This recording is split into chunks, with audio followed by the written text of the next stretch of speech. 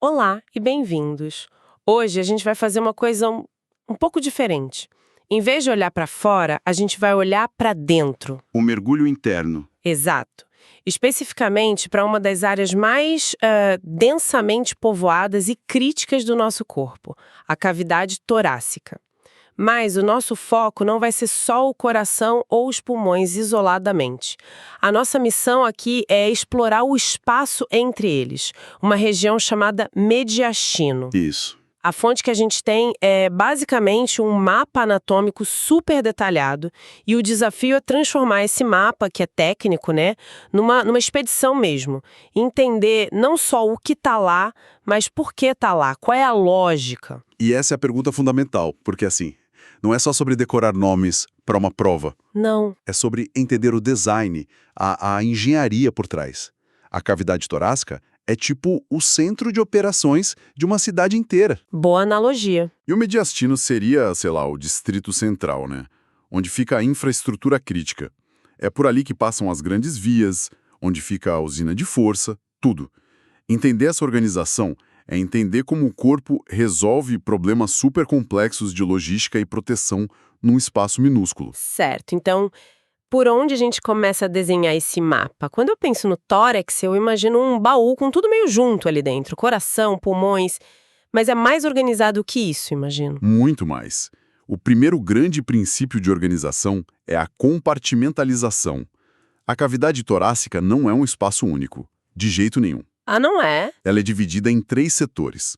Nas laterais temos as 2 cavidades pleurais, uma direita, uma esquerda. Ok. Cada uma é como se fosse um saco fechado que contém um pulmão. E bem no meio, espremido entre essas duas, aí sim fica o nosso foco de hoje, o mediastino. Então, na prática, o pulmão direito, ele não encosta no esquerdo. Exato. Eles são vizinhos de apartamento, mas com uma parede bem grossa entre eles. E qual a vantagem disso? Parece até um desperdício de espaço, não? Pelo contrário, é uma genialidade da engenharia biológica. Pensa no que isso significa. O coração bate, em média, umas 100 mil vezes por dia. Os pulmões inflam e desinflam, sei lá, umas 20 mil vezes. É muito movimento. Agora, imagine essas 2 máquinas trabalhando a centímetros uma da outra sem parar. Se não tivesse essa separação, seria um atrito constante, um caos. Essa divisão é a solução para que cada órgão faça seu trabalho sem perturbar o vizinho. É o que permite a ordem. Uau! Eu nunca tinha pensado nisso como um problema de engenharia mecânica. É fascinante. E sobre o tamanho desses apartamentos dos pulmões, eles ficam certinho dentro da caixa torácica? Nem perto. E esse é um ponto que surpreende muita gente. A parte de cima de cada pulmão, que a gente chama de ápice. Sim. Na verdade, ela se projeta para fora do tórax, sobe acima da clavícula, até a base do pescoço, mais ou menos no nível da vértebra C7. Sério? Então um corte no pescoço pode perfurar o pulmão? Exatamente. E na parte de baixo eles se estendem bastante também. A fonte dá os marcos, né? Na frente até a sexta costela, na lateral até a oitava, e lá atrás até a 10ª.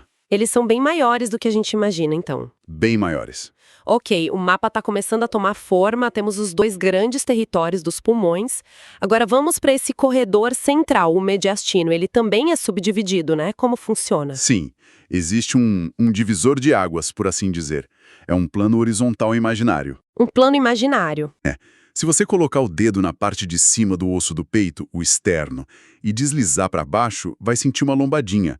Esse é o ângulo external. Aham, sei qual é. Os anatomistas traçaram uma linha reta desse ponto até as costas, chegando no disco entre as vértebras T4 e T5.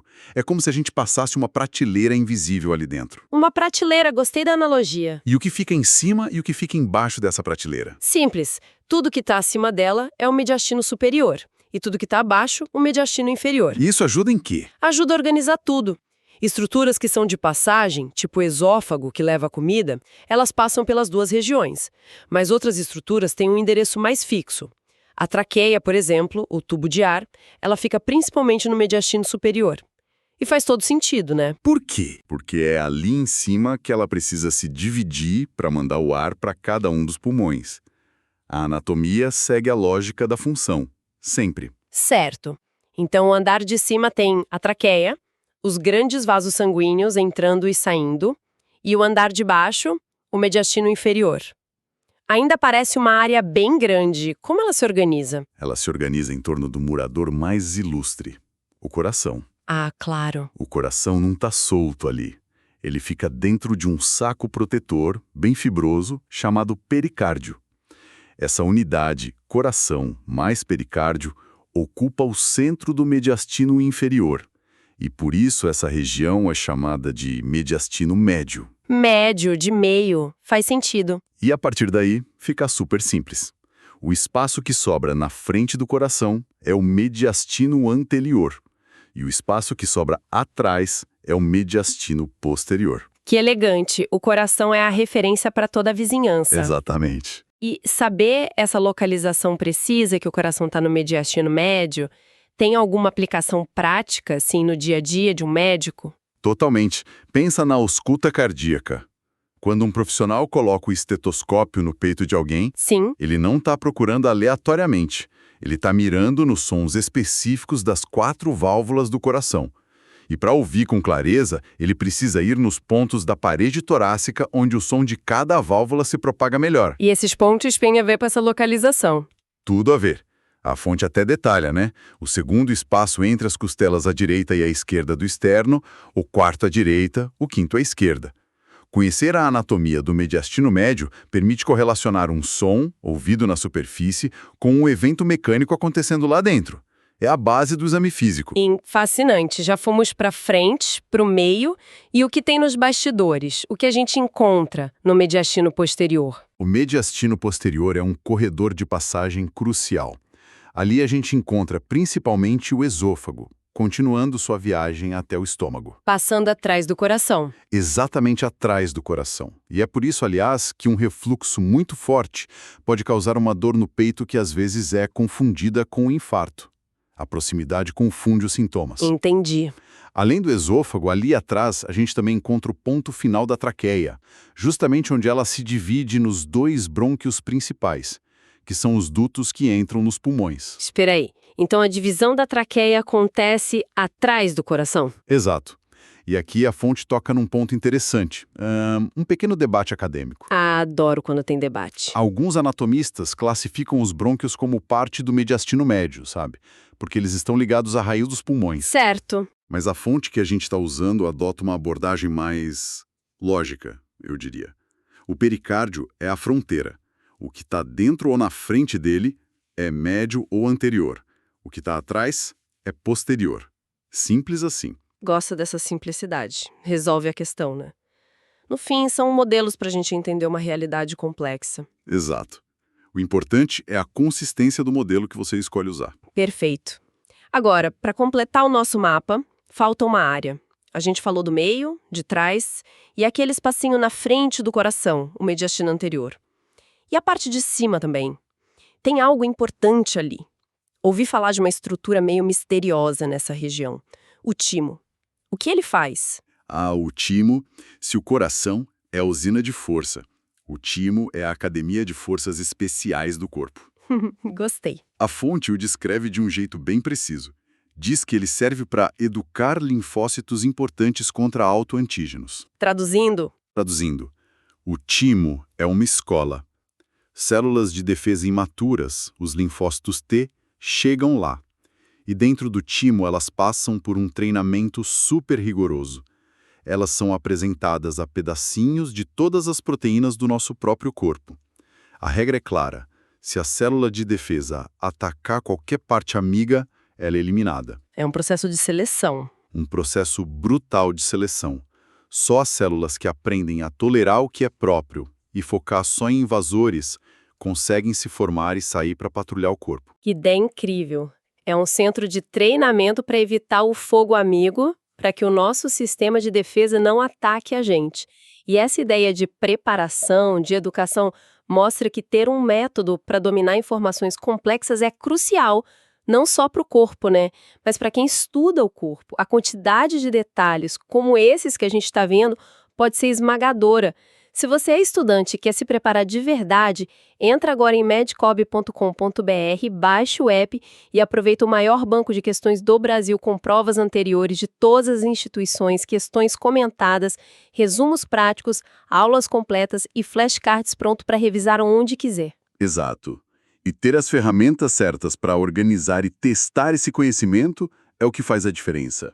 E voltando para a nossa geografia interna, a localização do timo ali na frente e em cima faz todo sentido, sabe? Por quê? Ele é grande e muito ativo na infância e na adolescência. Justamente a fase em que o nosso sistema imunológico está sendo construído. Depois que essa biblioteca de células treinadas está pronta, o timo começa a evoluir. Ele diminui e é substituído por gordura. O trabalho pesado já foi feito. Ok, acho que o nosso mapa está completo. Vamos tentar sobrevoar o território uma última vez para consolidar tudo. O que tudo isso significa, afinal? Significa que o tórax é um espaço de uma lógica impecável. Certo. A gente começou com a grande divisão. 2 cavidades para os pulmões, nas laterais, e um corredor central, o mediastino. Aham. Esse corredor tem um andar de cima, o superior, e um de baixo, o inferior. E o andar de baixo é todo organizado pelo coração, que fica no centro, o mediastino médio. Deixando um espaço na frente e um atrás. Isso, o anterior e o posterior. E cada bairro tem seus moradores principais. Traqueia e grandes vasos em cima. Coração no meio, esôfago e brônquios atrás. E o timo, a escola do sistema imune, na frente e em cima. É uma arquitetura funcional, não é só um amontoado de órgãos. Uma organização que resolve problemas de engenharia, de logística. É muito mais do que eu imaginava. E para deixar um último pensamento, vamos voltar ao timo. A fonte menciona que ele atinge seu desenvolvimento máximo e depois começa a encolher. Esse processo natural tem consequências profundas e nos leva a uma pergunta para a qual a ciência ainda busca respostas completas. O que acontece com a nossa capacidade de defesa à medida que essa escola imunológica vai fechando as portas? Boa pergunta. Como a diminuição da função do timo na velhice impacta nossa habilidade de responder a novas infecções, ou, sei lá, a eficácia de novas vacinas que a gente toma ao longo da vida. A anatomia de hoje nos dá uma pista sobre a imunologia do nosso futuro. Uma pergunta excelente que conecta a estrutura que vimos hoje com a nossa saúde ao longo de toda a vida. Com isso, encerramos a nossa